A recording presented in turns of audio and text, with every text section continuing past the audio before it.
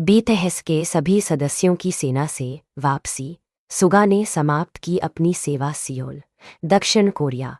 BTS के wrapper और गीतकार सुगा ने दक्षिण कोरिया की अनिवार्य सैन्य सेवा से छुट्टी ले ली है, जिससे सभी 7 सदस्यों की वापसी का आधिकारिक ऐलान हो गया है। यह एक महत्वपूर्ण क्षण है बीटीएस के प्रशंसकों के लिए, क्योंकि अब सभी सदस्य अपनी व्यस्तताओं के साथ फिर से जुड़ने के लिए तैयार हैं।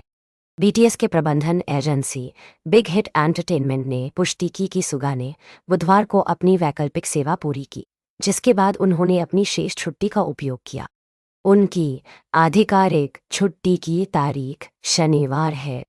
बीटीएस के प्रशंसकों के लिए यह एक महत्वपूर्ण अवसर है।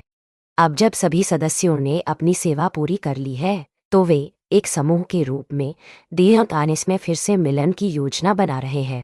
पिछले सप्ताह बीटीएस के सुपरस्टार आरएम और वी ने भी दक्षिण कोरिया की सेना से छुट्टी ली थी, जबकि जिमिन और जंगकुक एक दिन बाद छुट्टी पर आए।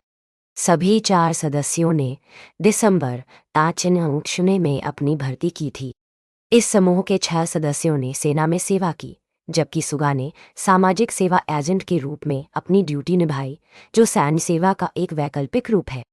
बीटीएस के सबसे बड़े सदस्य जिन ने जून दिहान्हासा में छुट्टी ली, जबकि जे-होप अक्टूबर में छुट्टी पर आए। दक्षिण कोरिया में सभी सक्षम पुरुषों को जो 18 से 38 वर्ष की आयु के बीच है, अनिवार्य रूप से 18 सेवा का पालन करना होता है। यह कानून उत्तरी कोरिया से हमले को रोकने के लिए लागू किया गया है। इस कानून के तहत कुछ विशेष छूटें दी जाती हैं, जैसे कि एथलीटों, पारंपरिक संगीतकारों और नर्तकियों को, यदि उन्होंने शीर्ष पुरस्कार प्राप्त किए हैं। हालांकि के-पॉप सितारों और अन्य एंटरटेनरों के लिए ऐसी छूट नहीं है। फिर भी 2020 में बीटीएस ने अपनी सेवा को 30 वर्ष की आयु तक टाल दिया था, जब दक्षिण कोरिया की नेशनल असेंबली ने सैन्य सेवा अधिनियम में संशोधन किया था।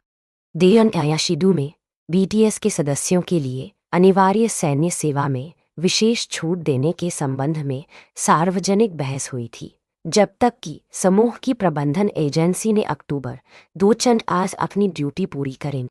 सिर्फ इस घंटे की सबसे अहम खबर आय द्वारा खुद चुनी गई, बिना किसी फिल्टर के, सिर्फ सच्ची बात। नया है, सब्सक्राइब ज़रूर करें।